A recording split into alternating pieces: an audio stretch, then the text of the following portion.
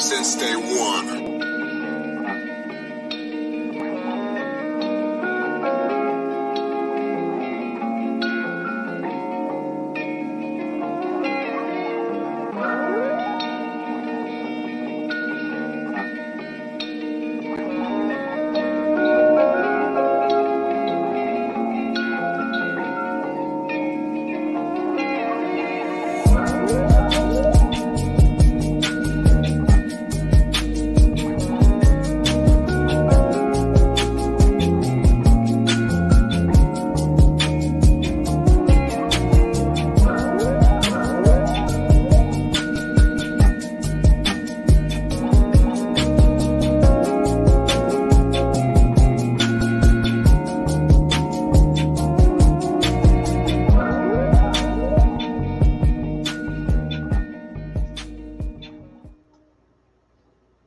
Hi, I'm Coach Mia, and welcome to another amazing show.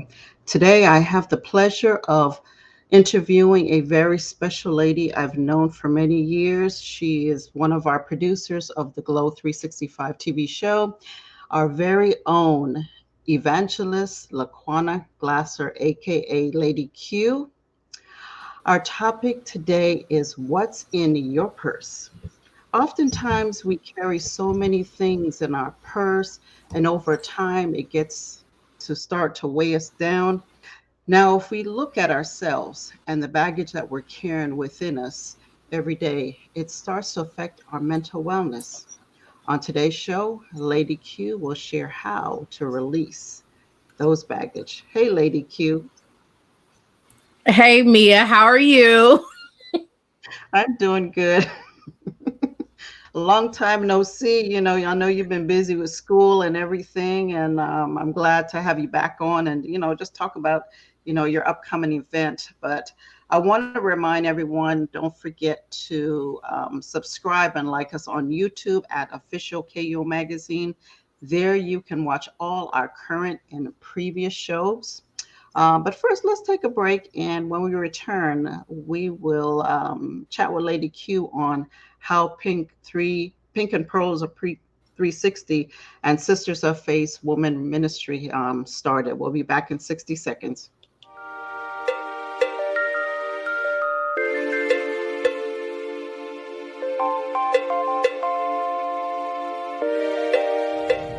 It's your girl, Lady Q, and I would love to invite you to What's in Your Purse Women's Conference. The date is August 12th through the 14th, and we're going to get together and we're going to release the baggage that we have been carrying, and I need you to go register. Register for the conference at www.wip22.eventbrite.com. Grab your mom, your sister, your cousin, your friend, your next door neighbor, your co-worker, and bring them with you August 12th through the 14th for What's in Your Purse Women's Conference. And I cannot wait to see you there.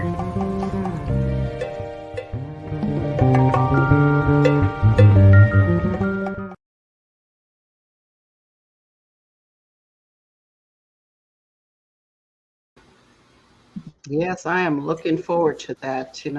Again, today, our guest is no stranger to Glow.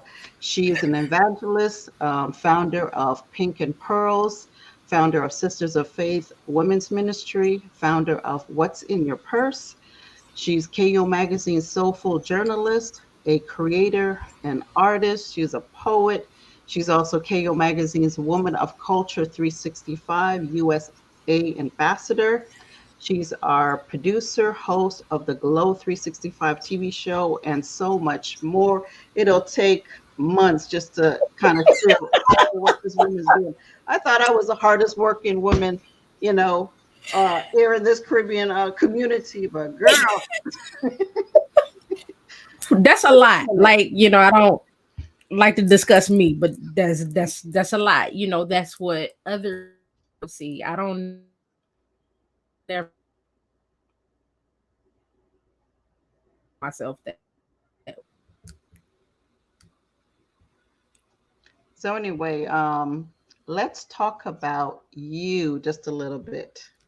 For those that don't know who Lady Q is, what three words would describe you and why? Wow. Um, I would say the three words to describe me would be hmm would be one that's a I know this is more of a sentence determination. Determination would be one of the words that describe me. And the reason why I say determination is that when the Lord gives me a vision or I have a goal that's ahead of me, there's nothing that really stands in the way of me to be able to get to that goal. It would only be God to say, okay, this is not my plan. But once I have a goal in mind, I'm determined to get to that goal. Another word that I would say to describe me would when God has given me something that rests inside of me and I know that it's come from God, there's a boldness about me that will move forward in that. A lot of the times I'm teased by my children because there was a lady that said that when she looked at me in the spirit, she saw a battle axe, which means that I am a warrior. God uses me in places of war. So in essence, that's the boldness, that warrior type boldness inside of me. And another word to describe me, I would say, is compassionate, because I have a tendency of considering everyone. Yes, I may be determined, and yes, I may be bold, but I always take into consideration those that are around me, those that I encounter, and the things that's being presented before me. So it's not just me. I also have to consider those that are around me as well. So determined, bold, and compassionate. I totally agree with those words right there. And maybe a few others like probably mentioned, but hey, but as we're talking about this whole baggage and stuff, I want to um, go back a couple years before who you are now. You've overcome so many challenges in your life. When was that moment that you had to check your gut? That feeling where something is not right and I need to shift in a different direction, to where you decided, I want to become an evangelist? Or was that your dream to become an evangelist?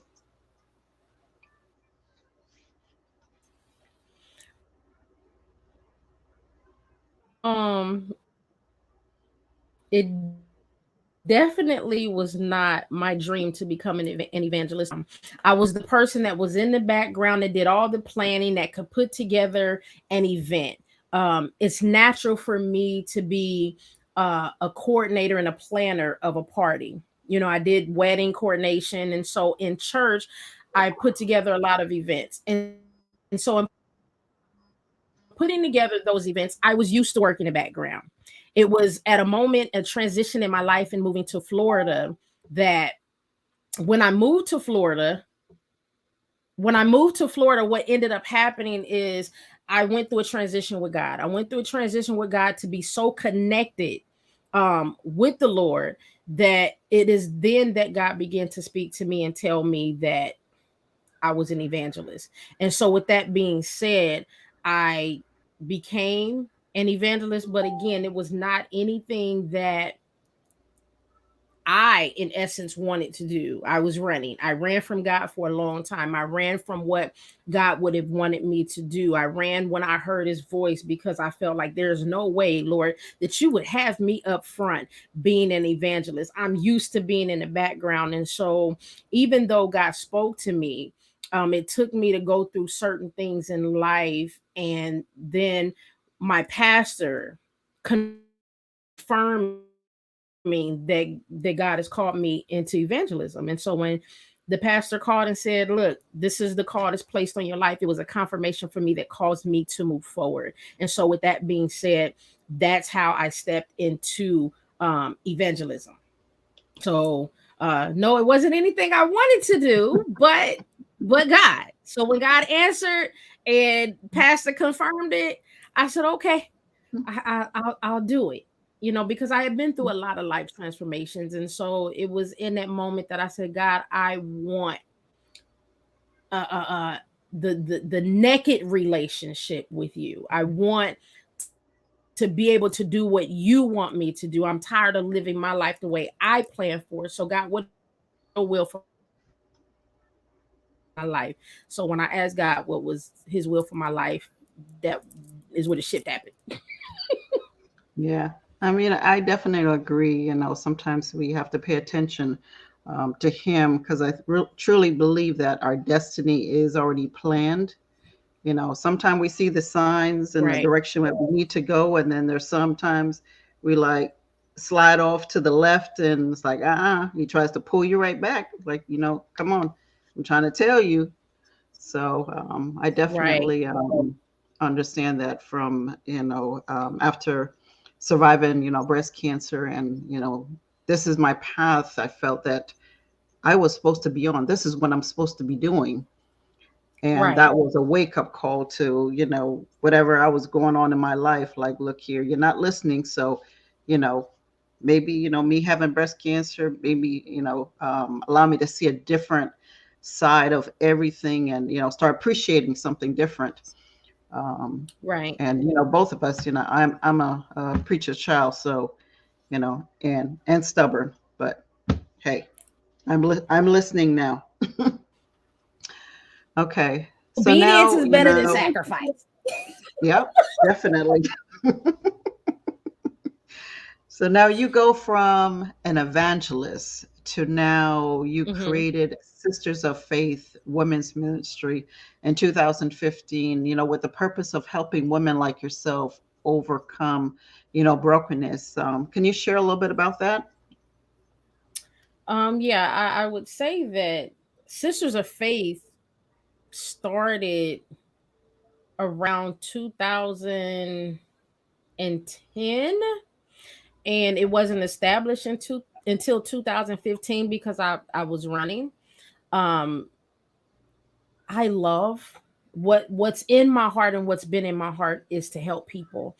And ever since I was a child, my friends would come to me and talk to me about whatever was going on. They would ask my advice. And so over time, and looking over my life and my past, and realizing that I had been through a lot of traumatic things, God began to reveal to me that my testimony would be the ministry that I would walk in, and that would help women. At the time, God said, you're going to help these women that are dealing with brokenness, that are dealing with trauma, such as anxiety, fear, molestation, all types of trauma, childhood trauma, adult trauma, relationship trauma, just, based off of all that I had been through, that would be my testimony to help women come out of their situation. And even when God said that to me, then I still ran, because I wasn't one that had a lot of female friends, and I didn't understand how God would have me minister to women at that time, because I had more male friends, and I spent a lot of time by myself. But over time, and having to be sacrificed before, because of my lack of obedience, of because I was running from God, it became very clear over time that this is what God would call me to do. And when I took a step back and sat down and said, okay, Sisters of Faith, helping women with brokenness, Lord, how do I do that? How do I really do that for someone that's not really surrounded by a lot of women? And what I didn't realize and come to find out is that a lot of what I had dealt with, I found myself even encountering women that were much older than me, women that were my elders, um, that had experienced what I had experienced, but yet had no healing, had no breakthrough, had no deliverance from any of those things. They were still walking around holding on to things that happened to them that their own family didn't know. And it was then that I realized, Lord, this is much greater than what I thought it was. So, with that Mhm. being said, I really became obedient and said, okay, Sisters of Faith, to do what God would call me to do, to bring women out of brokenness, I'll do that. And you're truly doing some amazing work with Sisters of Faith, and we're going to talk about that a little bit later with your upcoming event. But now I want to move forward from Sisters of Faith to, you started Pink 360, and then later it shifted to Pink and Pearls. For those that don't know, I know why, but those that don't know why, Right, it started off as Pink 60 to now Pink and Pearls. right. Um, it was Pink 360 initially. I had a great aunt who, when I was very young, had breast cancer. And years later, her cancer came back as brain cancer, and then it metastasized throughout her body. And so, at the time that she was in the hospital and things of that nature, when the cancer came back, and she was literally fading away, what ended up happening is when I would go in, she would say, "You're so beautiful, you could be a model." And it had got to a point where she couldn't remember my name, but she would always say to me, "You're so beautiful, you could be a model." And it wasn't until years later that I had a very vivid dream of these pink balloons. Everything was pink. And it took me to that space of her telling me, "You're so beautiful, you could be a model." And I could hear that in the dream. And I woke up writing down all of these things. And so, what it did, it took me, in essence, it took me in a full circle experience. So, this is where the Pink 360 came from, the full circle experience of my great aunt saying this to me as a child through my teenage years, my adult years, and even being on her deathbed said this to me. And so this is where Pink 360 started from. It transitioned from Pink 360 to Pink and Pearls because my grandmother, this was her sister that I was previously talking about. My grandmother ended up with lung cancer some years ago. And so the transition from Pink 360 to Pink and Pearls was to connect the pieces between two sisters. So the pink stands for the great aunt who had cancer, and then the pearl stand for my grandmother, because for lung cancer, the color for lung cancer is pearl white. So those two connections bring together the pink and pearls for that particular organization. So now we're, instead of dealing with just breast cancer, we also look at the lung cancer. But it was the connection between aunt and my grandmother, which were sisters. That's awesome. And I know in 2000, was it 19 or 20? We actually did a tribute. She was supposed to be one of the honorees, but the Lord had, you know, um, other plans for her. Yeah. But she's still one of our, honorary members of Ribbons of Survivors. We paid tribute to her, which was really nice. And I know you shared a little bit about her and stuff. She was just, a beautiful individual. And I wish I had the Yes. opportunity to meet her and stuff. I know she had the nickname. Was it Big Mama? The nickname was Big Mama because she Yeah. was a great grandmother. So when she became a great grandmother, we just transitioned from grandma to Big Mama, and everybody ended up calling her that. But even from that, she got the name Big Mama from her grandmother, who they called Big Mama. So she was an amazing lady. She was Yeah. 89, lived a full life, absolutely amazing. Yeah, we know she definitely inspired, you know, many of you, throughout the family and stuff. That legacy will still live on with her Yeah, memories. Hmm. yeah, for sure, Yeah. for sure. Now let's take a quick break, and when we come back, Coach Lady Q is going to give us some answers on why we hold on to so many baggage within us, and why is it important to release them. We'll be back in 60 seconds.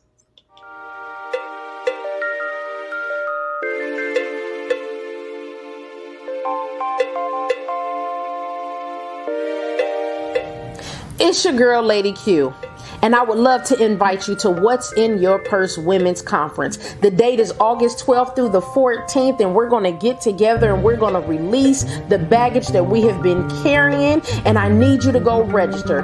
Register for the conference at www.wip22.eventbrite.com. Grab your mom, your sister, your cousin, your friend, your next door neighbor, your co-worker, and bring them with you August 12th through the 14th for What's in Your Purse Women's Conference.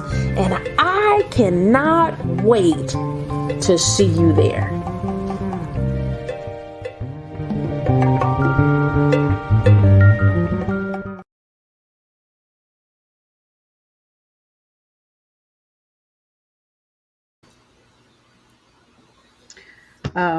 So coming up this Friday is the second annual What's in Your Purse event, from Friday, August the 12th through the 14th. Now, Lady Q, why the title What's in Your Purse? And I say this because I was sharing, with a friend of mine about the event, and, she responded like, okay, why does she need to know what's in my purse? Or is she going to be looking in my purse to see what's in there? And I was like, no. It's a metaphor for something bigger than what's in our purse. So for those that, watching all this and you see all the bags and everything, please explain the title, why you came up with the title and the purpose behind it. What's in your purse is actually a rhetorical question. So a few years ago, I was really going through some heavy things.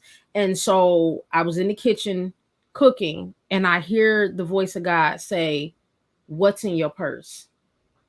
And I'm looking around like, "Okay, Lord, what do you mean what's in my purse?" And he says, "What are you carrying? What is the baggage that you've been carrying that's holding you down?" And it took me to Genesis, where God spoke to Adam and Eve after they sinned, and they recognized that they were naked and they were hiding from God. And God asked the question, "Where are you?" Now, God, being an omniscient and omnipresent God, knew where Adam and Eve was. So the question wasn't for him. They didn't have to say, "Hey, God, here I am." What God was saying is,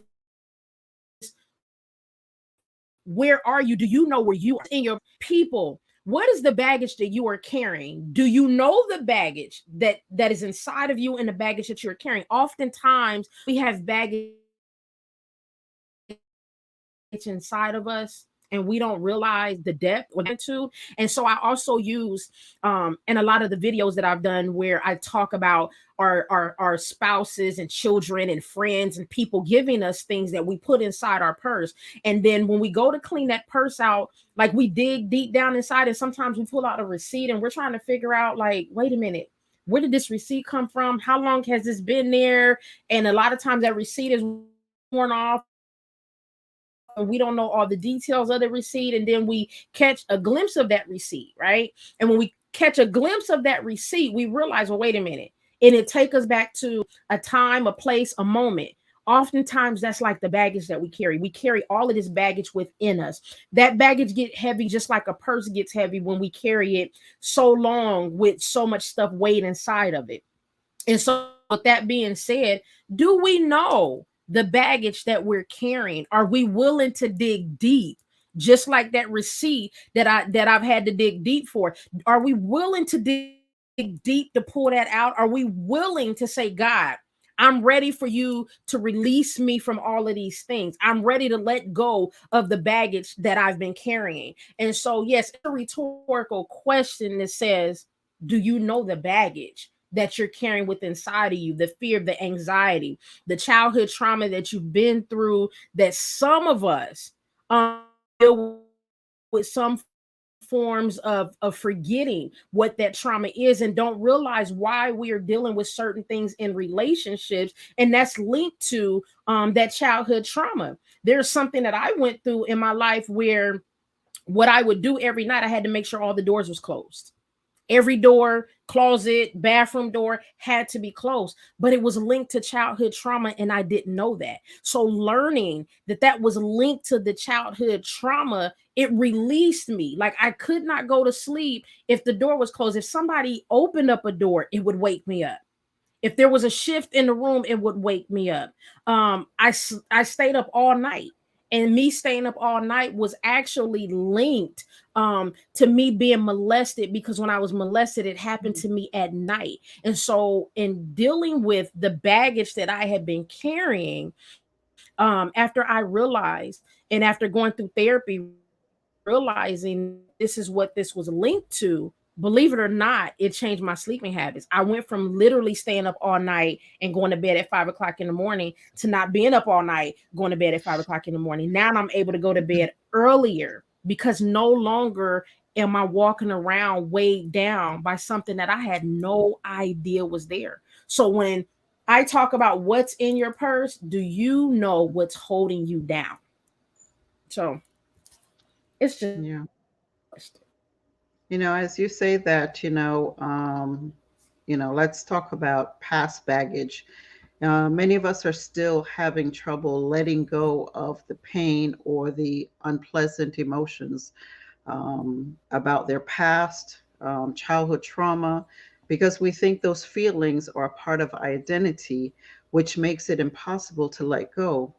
Now, how do we manage our own baggage to elevate to the next level of mental wellness? whew, I would say multiple things. Number one, first and foremost, is prayer. The first thing that I did when I realized that I had all of this baggage, when the Lord asked me that question standing in my kitchen, was I went into prayer and I asked God to reveal to me what the baggage was that I was carrying. So I started to go on these many wellness, I would call getaways, once a month, where I would evaluate the things that bothered me, the things that hurt me, the things that I had fear from, the things that gave me anxiety. And I began to pray about all of those things for God to remove that. Because one of the things that Mia, you could attest to, I would always tell people I was shy.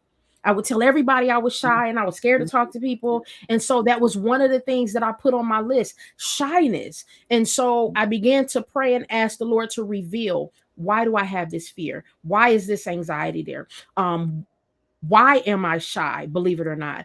And through that process, I then went into therapy. And I'm not opposed. I'm Christian all day long,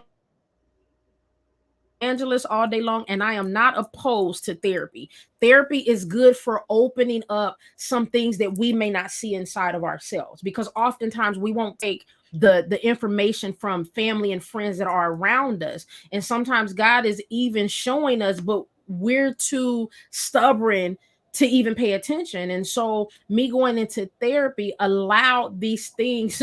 There were so many things that I didn't even know was there, that when the therapist began to reveal, these are the things that you are holding on to, or these are why are acting this way, or these are why you're dealing this is why you're dealing with these fears. I could specifically pray for those things, asking God to heal me, to remove, to release me from those things. And then there were things, definitely it was just me and God. There's just some things that I knew there that I said, okay, God, this is the issue. I knew why it was there. And Lord, I need you to just release me from it. So most importantly was prayer and studying my word, looking at how God sees me and not how people see me and what people have had to say about me. Because also judgment is a big thing when it comes to baggage, or what we assume people are saying about us.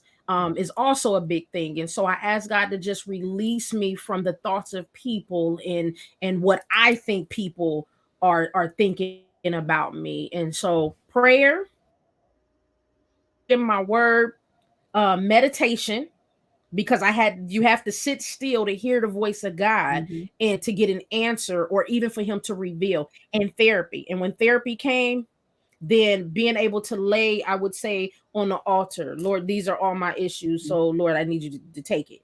And that is real. And in that process, in those monthly getaways, it allowed me to process all of this baggage to be able to let it go. I definitely agree. Just listening to what you were saying, that back in May we did the show on mental health, and don't realize that mental illness is another baggage, because we have all these thoughts of Yes. suicide to trying to commit suicide, and we're trying to cope with whatever fears and trauma we're going through and stuff. And for me, that was one baggage that was inside of me, that I had to seek help, and it was my fear of dying from after being diagnosed with cancer. And even till this day, I still deal with, mental illness because I have ongoing conditions, but I found a way to cope through it. But yeah, sometimes it's Right. hard to get rid of that baggage, you know, um, with it. And, yeah, prayer and meditation and all that truly, helps us, get to that place where we can cope and, be at peace and everything. Now, Right. I want to talk about one of my favorite. I know we were laughing about this earlier, which is the food baggage. In regards to, our nutrition, oftentimes, we consume unhealthy foods that temporary boost our, uh, um, what do you call it? Dopamine. It's a chemical, Yes. a happy chemical. Now, you being a Yeah. foodie, have you experienced any food baggage when dealing with stress and anything that you're going through? Because I know we have that moment where we pig out in food, we're stressed out, we're worrying about this, that, and whatever. Do you ever experience that food baggage? Absolutely. Um Full baggage for me. Listen, I'm a foodie. I love to eat.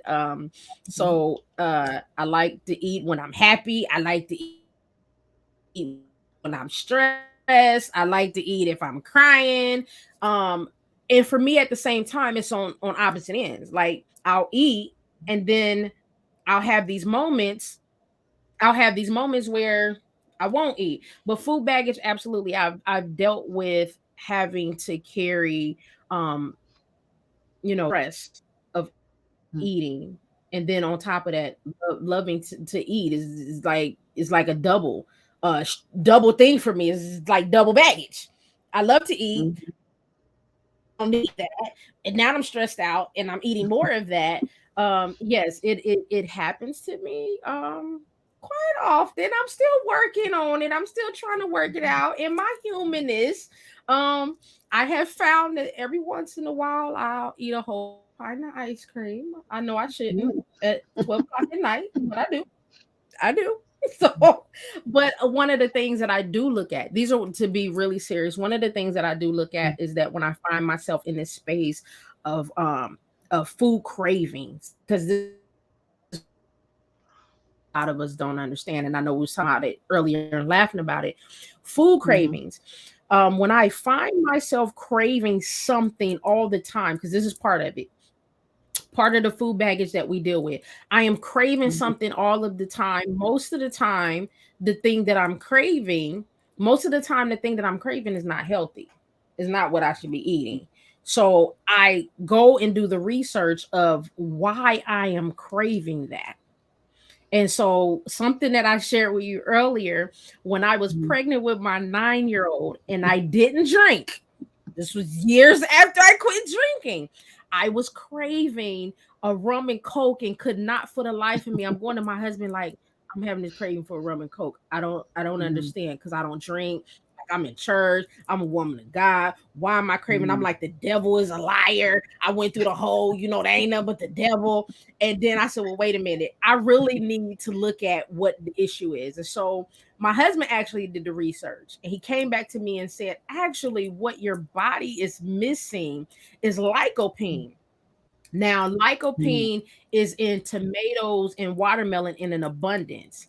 So he Mhm. went out and bought watermelon, and I'm not a watermelon person. So I don't fall under the statistics of watermelon. So I'm not a watermelon person, and I didn't like tomatoes.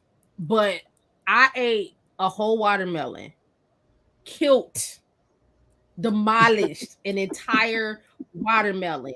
And that craving Mm. that I had went straight out the window. And so that is when I actually realized that the cravings that I deal with, I need to research, because a lot of times it's the body. Our body is smarter than we are. It's Yeah. the body telling me, wait a minute, you lacking something.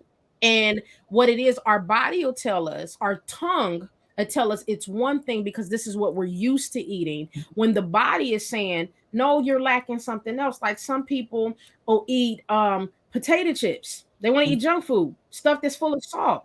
Well, what the Mhm. body is telling you is that you need some sodium. So somebody like me, for instance, who has low sodium, when I need to eat like a granola bar that has the right amount of sodium in it, sometimes I'm gonna go eat them potato chips because my tongue say potato chips, but my body is saying you need sodium. And so, in Mhm. essence, there's going to be a response. If I'm eating the wrong type of item, now I got to deal with a whole nother issue because it was the wrong type of item that had too much Mm. sodium in it versus the right item that's healthy, that has the right amount of sodium in it. So part of the food baggage that a lot of us carry is we have these cravings, but we don't know why we crave them. So I'm Yeah. just going to eat it because I crave it. You're craving chocolate. Mm. For people, chocolate, it is a restore for the body, but it also Mhm. causes you to crave water, so you may be dehydrated. Now, if Yeah. you're a female, it be it's that time of the month. Mhm. So with that being said, if you are dealing with that, that's different. But like just regular cravings, and you find yourself craving something all the time, do the research and find out like what is this craving for? And a lot of times it will actually release you from the food baggage, because then you'll be looking at healthy choices and not the junk food choices. Yep. I mean, our body, really Yeah. tells us what we need and what we don't need. You ever go and you eat something and then all of a sudden you start get a bellyache and it's like, oh, I shouldn't have ate that. But you were craving it, but you No. shouldn't have ate it. And that's our body telling you, it's like, I told you not to eat it. This is now you Right. got what you got to deal with, running in the bathroom, staying in there and getting it all And out. now you stuck. Now you got a whole nother issue.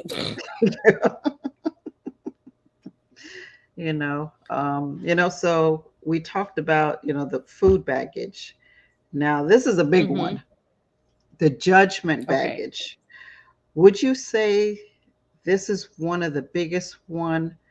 And also, is there any other baggage we haven't touched on? I would say the judgment slash fear of judgment baggage, because they go hand in hand. Oftentimes when a person has gone through certain things in their life, and let's say you've had childhood trauma issues, you had mother wounds and daddy wounds, and a lot of times Mhm. people don't talk about mother wounds because the fear of hurting mom. Quickly we'll talk about daddy wounds because we used to dads not being present, right?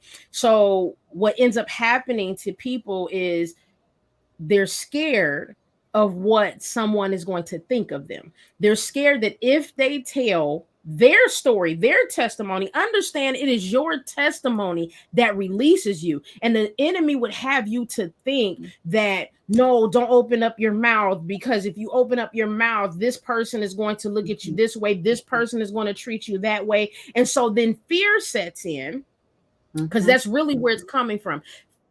Fear of being judged and the assumption of what people are going to say. What if your testimony releases you, but also releases else? And so if you allow judgment to get in the way, your fear of being judged to get in the way, then that causes a problem.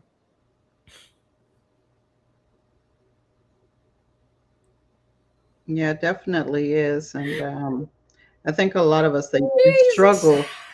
struggle with that judgment that we can't let it go, because we're worrying about what people are thinking, how they're looking at you, and rather than just move on. Who cares?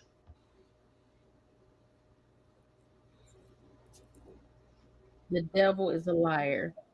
Yep. Now, with all that we go through, with all these baggages. Listen, let me tell you something. Mhm.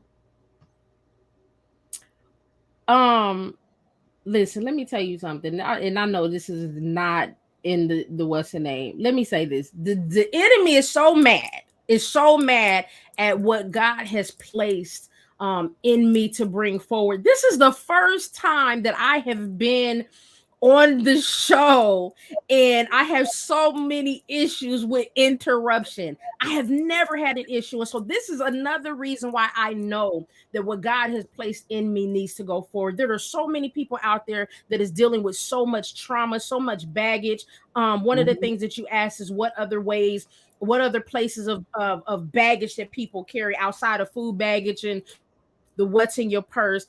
People are dealing with childhood trauma issues, Mhm. relationship issues, father wounds I mentioned earlier, mother Mhm. wounds I mentioned earlier. And mother wounds is actually a big one. And the reason why I say it's a big one, because it's the one that a lot of us don't talk about.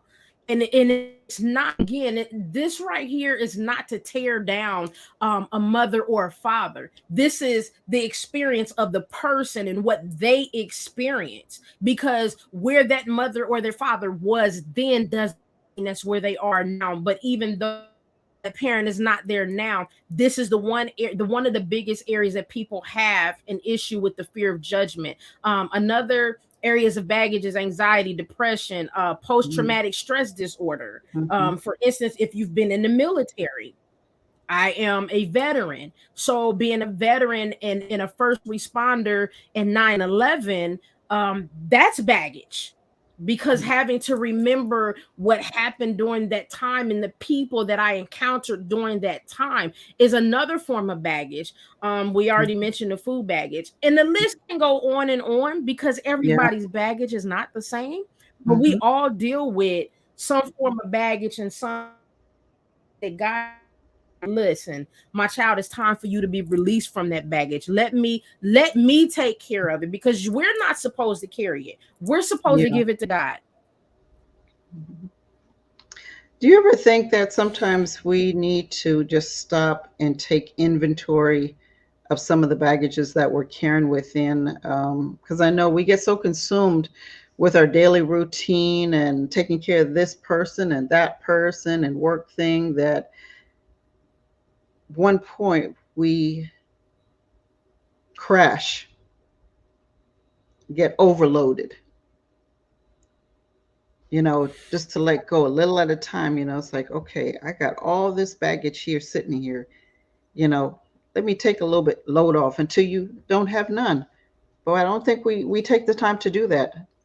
We have to do that self No, inventory every now and then. I do believe in the self inventory. Again, when I spoke about leaving and taking wellness days once a month, Mhm. I took what most would call a wellness day, and it was really what I would do once a month for 2 days on the weekend. Preferably I would leave and I would go be by myself, just me and God. and I would Mhm. inventory my entire life for that month. I God gave me a process that I would do that I call sticky planning, and it was part of my process to inventory. This is what's going on. What goals have I worked towards? Where have I been successful? What's there now? And that was monthly, but even daily, I would do journaling. I would wake up every morning, and I've gotten away from this, um, but I would wake up every morning and I would write whatever was on my mind for the first 15 minutes. I would just, it's all like data dumping everything out. This way that I could start my day with clarity. A lot of times we wake Mhm. up with all of these thoughts on our mind. I got to do this. I Mhm. have to do that. I need to do this. I need to do that. So those first 15 minutes, and there was mornings where I was writing for 30 minutes or longer, where I would write everything. Nothing wasn't necessarily in order. It was every thought that came to my head within that 15-minute period that I would begin to write. And whether it was I had laundry to do, I had somewhere to go that day, it didn't matter. Mhm. Whatever the thought was, I wrote it down. When I got finished writing and closed my journal, I had clarity for the Yeah. day. It allowed me to even be in a better mental space, a better emotional space, that I was Mhm. able, not going through the day saying, okay, I need to do this. Did I do that? I need to do this. I'm not sure if I did that. Did I take care of this? Did my Mhm. husband have this? Did the kids have that? Did I make that phone call I was supposed to make? I had already wrote everything down and got it already out of my head. So now my day was clear, that at the end of the night, I would look back and say, okay, what was I able to accomplish and what do I need to work on to be better? And that was a daily mental process that I've done, that it Mhm. became second nature, that when I woke up, now it's I go through all the things, and then I have clarity by sitting still Mhm. long enough saying, okay, these are all the things mentally. Now I have clarity. Now I can function throughout my day. And at the end of the night, I'm resting saying, okay, what is it that I didn't do? What could I have done better? Even how could I have engaged my children, or my family better than I did today? So tomorrow, let's work on that. Even for myself, were there things that I needed to do for me that maybe I didn't engage me fully? That Yeah.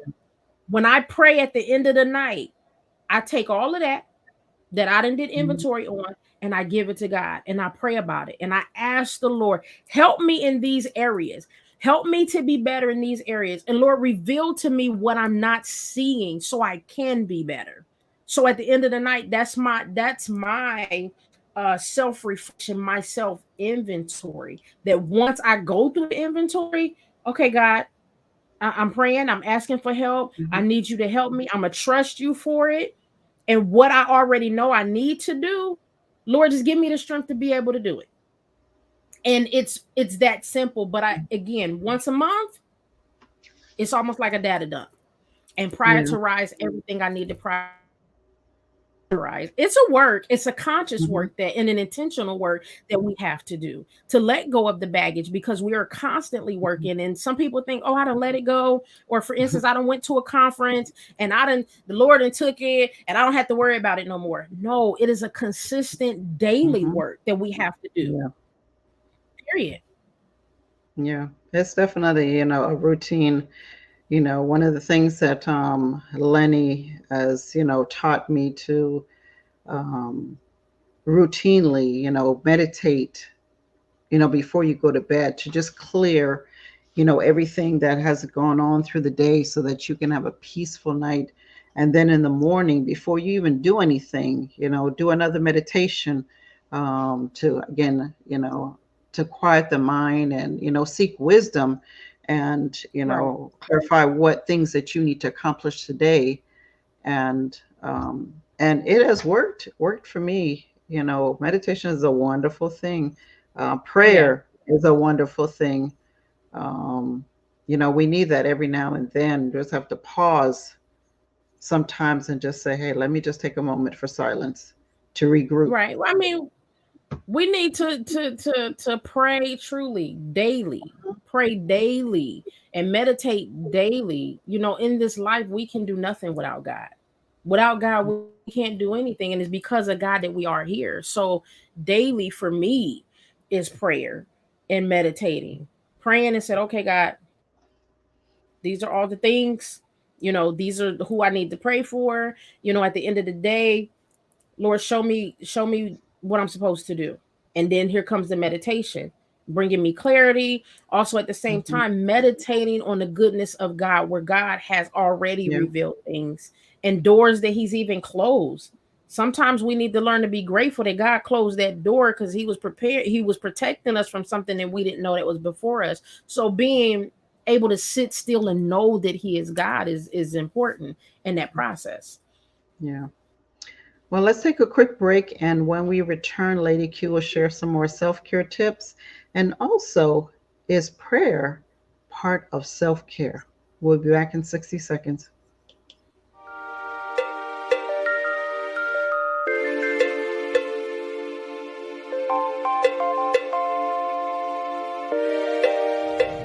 It's your girl, Lady Q, and I would love to invite you to What's in Your Purse Women's Conference. The date is August 12th through the 14th, and we're going to get together and we're going to release the baggage that we have been carrying, and I need you to go register. Register for the conference at www.wip22.eventbrite.com. Grab your mom, your sister, your cousin, your friend, your next door neighbor, your co-worker, and bring them with you August 12th through the 14th for What's in Your Purse Women's Conference. And I cannot wait to see you there.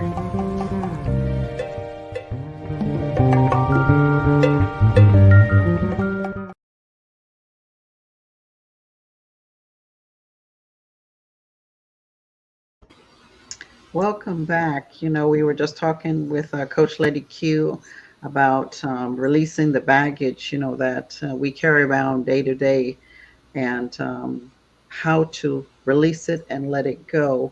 Now, we're talking about self care.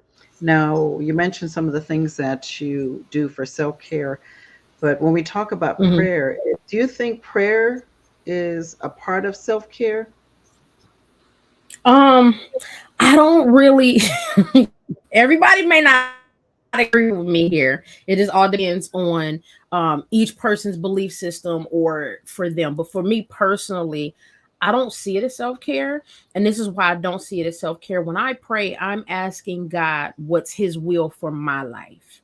What Hmm. I may consider self care may be one thing, but in prayer, I'm not asking God to do what I want him to do for me the way that I want him to do it for me, to take care of my mental status, or to take care of my emotionalism, or to just take care of all my things.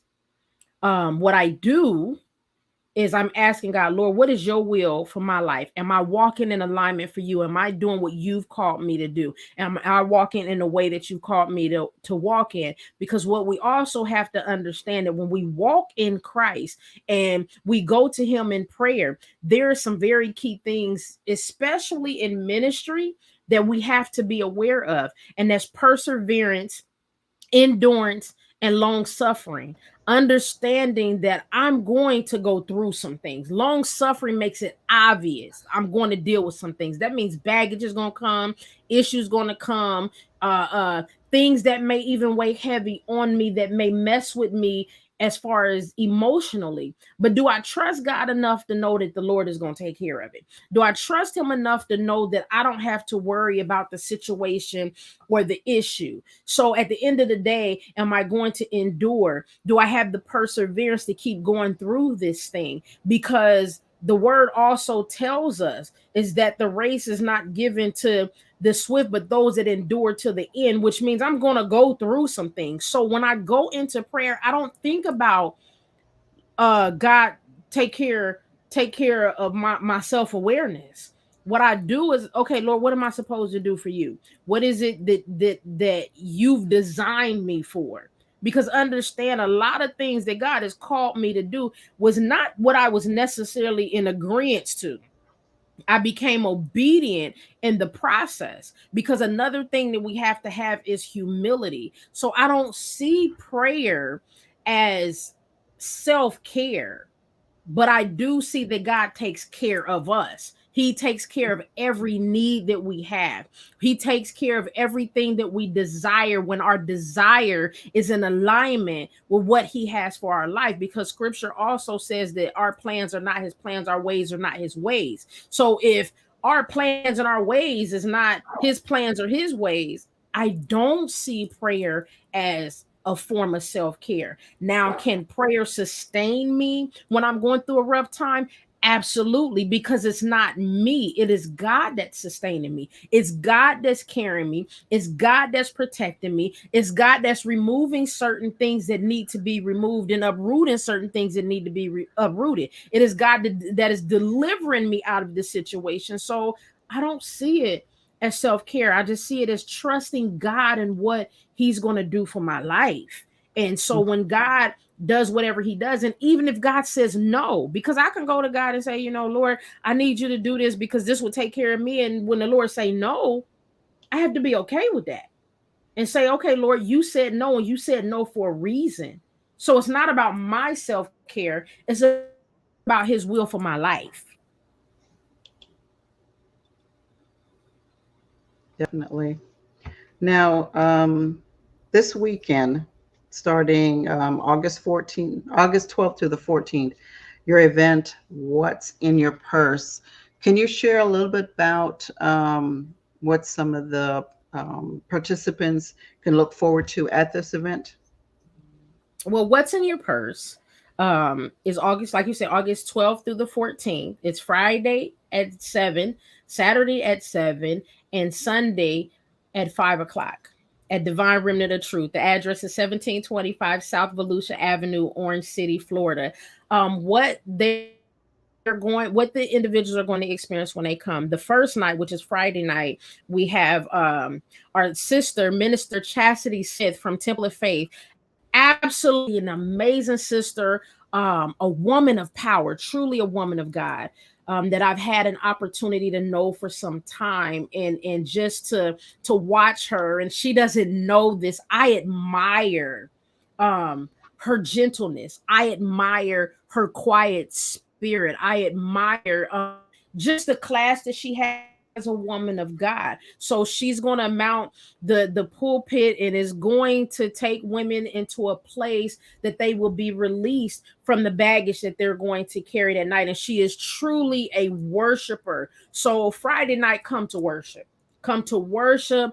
Come to give all that you have to God to be able to be released. Saturday night, I am going to mount the pulpit, and all I'm going to say is God is still downloading some things for Saturday night. um I'm still being mind blown to what God is doing and the things that He's showing me and how He's showing them to me, as far as the things that women are dealing with and the type of baggage that they deal with, but also how to bring them out. Not only that, a lot of times as women, there's a strength inside of us that we don't realize is inside of us. And sometimes we have to be pressed. God begins to press us. And so Saturday night is going to be about the pressing, how you will be in a situation, and what that situation may look like is not really what it is. It's what God Mhm. is, what God shows on the other side of it. Then on Sunday night, we have prophetess Trina Jones, and she's coming from Jacksonville, Florida. She's absolutely amazing. She's powerful. But Sunday night is about prayer and exhortation. This is really about engaging the women that's going to be there. That it's time Sunday night for the women to even tap into God themselves. If men is there, because I'm gonna tell you, I'm not opposed to men coming to the conference, because there's men that carry baggage too. So even for the men that show up Sunday night It's about prayer and exhortation. Come in, and not just for somebody to stand over you and pray over you. Come in to pray yourself. Come in to be able to pray your own heart out. Come in to be able to be walked through the process of prayer through prayer and exhortation, because oftentimes there's a part in conferences that's missed as far as the engaging. And so Sunday night, what God has given me, this is not about preaching at people, yelling at people, and all of those things. It's about people going in and engaging themselves and engaging God through prayer and exhortation. So you don't want to miss either night. Awesome. I'm looking You want to forward be to it. present for every single night.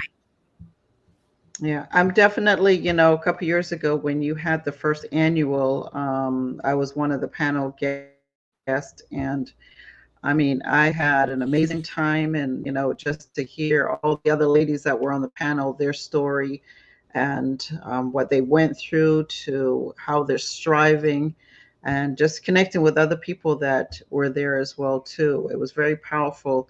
And then when your mom came up and started preaching, girl, that was, I mean, amazing. And the other young lady that also, I think she sang there. So yeah, I mean, I went home, I had like, goosebumps, and, feel, rejuvenated. And I was like, wow, okay. So I encourage, everyone, if you can, to check out what's in your purse. Trust me, you will not regret it. Now, Lady Q, you have accomplished so many things. What's next on the agenda? Oh my goodness. What God has laid on my heart is there's a workshop in the works, and I don't want to give too much information, but there's a workshop in the works, because again, I also said that I do believe therapy is good for the men and women of God because of the things that we go through. And so the Lord has given me a workshop, and I am working with some Christian based therapists that we're getting ready to join together to bring this workshop forward, along with certain people that have some really great tools, life coaches that have some really great tools, and will definitely it's not just therapy, because the people are going to engage for themselves. This is not just somebody standing in front of you talking. This is you coming in that's willing to do your work. You got to be willing to do your work. And God is going to meet us there from beginning to end. So I encourage you that if you got baggage, somebody that got baggage, somebody that's going through some things, they keep going through the same cycle of things, and you have tried to help them, and other people have tried to help them, but they just keep going through the same cycle. Bring them, come with them, because not only that, it's in essence a preventative. So Hmm. there's tools that'll be shown to us that we can use, that'll be preventative tools, that when we go through life, certain life situations, that okay, well, I done went through this workshop, I have these tools, I know how to work this thing, I know how to do my work. Because what we fail to realize, yes, I believe in God wholeheartedly, no, God can take care of it all, but there's a work that we have to do. We have to do our own work. And so when we begin to do our own work, God will take care of the things in the spirit. So they both go hand in hand, because the word also says faith without works is dead. Okay, I have the faith. If I was a diabetic, or if I was borderline diabetic, and I said, okay, I need you to pray for me because the doctor said I'm borderline diabetic, well, what is the work that I got to do? I need to i need to eat differently. I can't be eating all the stuff I was eating. So I'm asking you to pray, but I also have a work to do. If I went to the doctor and the doctor said, okay, well, you gotta lose 20 pounds, or you gonna be considered obese, high blood pressure, all the things, And so now the work that I have to do is eating right. I can't eat what I want to eat. I have to lower the stress in my life, and I have to do the work to work out in order to lose weight. So we can't be so focused on I'm just going to pray about it, because praying about it don't take it away. There's a work that I have to do. So the same that goes for the physical body is the same thing we got to do for the mental body. We have to do the work for our mind to have the clarity so that we are in a place where we can be fully engaged in what God would have us to do, because there's too many people out there that's functioning in ministry and they're depleted. So what God is showing me, there's so many in ministry that's depleted that, okay, I'm giving this workshop so that you don't have to be depleted trying to encourage people, and you yourself is discouraged. There's a lot of people that won't admit that. There's a lot of pastors and ministers and evangelists and just men and women of God. You're trying to encourage somebody else, but you sitting at home discouraged. You telling people not to be depressed, but you sitting at home in depression. You sitting at home in anxiety. You sitting at home eating away your sorrows. And that's just the reality of what happens to a lot of people that's doing the work of God. So we have to be in a place where we have the clarity to do the work of God. So it's time for us to do the mental work and know that in this workshop, God is going to meet us there from the beginning all the way to the end. So that's one of the big things that the Lord has placed on me, as far as what's next. Awesome. Now we come to the end of our show, but before we go, Lady Q, can you share a few words of wisdom or advice to those who are holding on to baggage, and why it's so important to not only attend this event, but to release that baggage from within? Mm. Um, this is what I'll say. It's important to come to the conference, um, so that you're not doing it alone. You're not by yourself trying to figure it out. You're not by yourself having to deal with trauma and issues, and you're trying to figure out, what do I do? So I encourage you to be there at the event so you're not in the space of doing it alone. Oftentimes, we are alone and we feel lonely. Understand loneliness is a mental state of mind. So with that being said, know that God is always, the advice is God is always with you no matter what you're going through.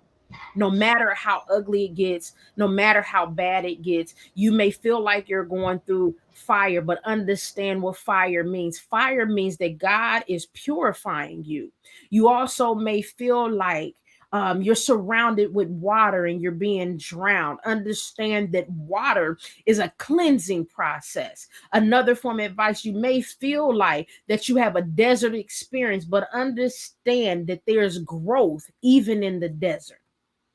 So, with that being said, I encourage you also to come to the conference so that God can begin to bring healing to you, to bring deliverance to you, to bring you out of that place of bondage. And why it's important to release the baggage that you have inside of you, because if you hold on to it, what can God do?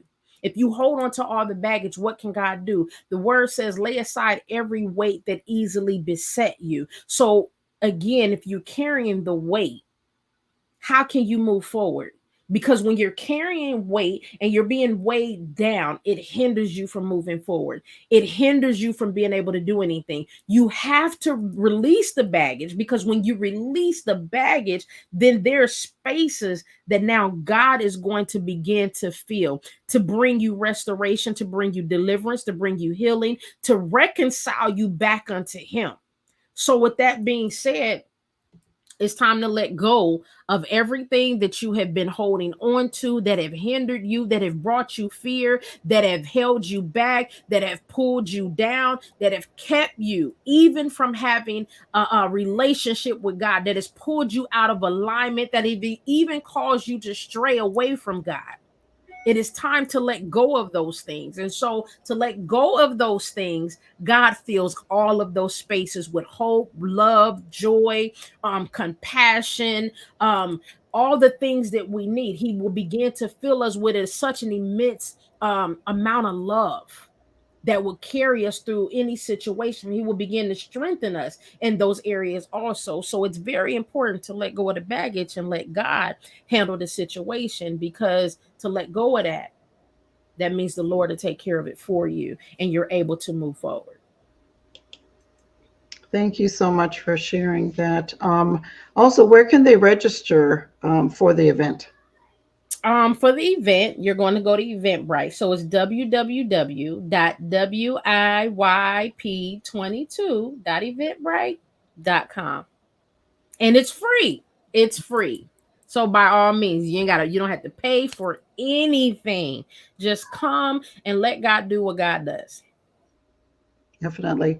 And I just shared the event page. If you on the Glow 365 Facebook page, I just shared it on there. And also at the end of the show, we're going to play the commercial, and all the details will also be on there as well too. Again, Lady Q, thank you so much for being on the show, and looking forward to your upcoming event and all the success that you have. I want to remind everyone to don't forget to check out the current issue of KO Magazine, the July, August, September issue. On the cover is Dr. Todd M. Hall, who shares being a pastor, overcoming life challenges. Other features are Raquel Gammon, who shares her journey of living beyond Graves' disease. And in our youth corner, we have Julie and Michaela, who share their views on bullying, the importance of cultural heritage, being on the radio with their grandmother, Andrea Jackson, and so much more. Thank you all for tuning in, and thank you to our guest, Coach Lady Q, and you, the viewers. I am Coach Mia, coming to you from Ocoee, Florida. And thank you all for watching. Until next time, stay safe. Continue to find your glow within the mind, body, and soul.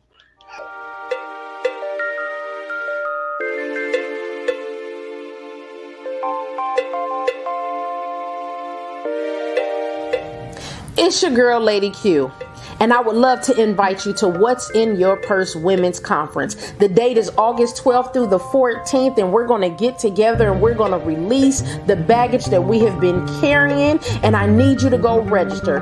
Register for the conference at www.wip22.eventbrite.com. Grab your mom, your sister, your cousin, your friend, your next door neighbor, your co-worker, and bring them with you August 12th through the 14th for What's in Your Purse Women's Conference. And I cannot wait to see you there.